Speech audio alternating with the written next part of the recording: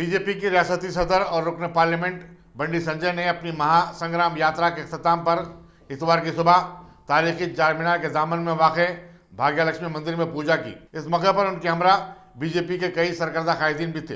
हैरत की बात है कि पुलिस की मौजूदगी में चारमीनार के पास चंद बच्चों और बड़ों ने लठबाजी का बरसरेआम मुजाहरा किया और इस तरह एक तमाशा कर डाला। सवाल यह है कि आखिर इंटेलिजेंस और स्पेशल ब्रांच को उनके अज़ाइम की पहले ही से जानकारी क्यों नहीं हुई और चारमीनार पुलिस का हमला क्यों खामोश था।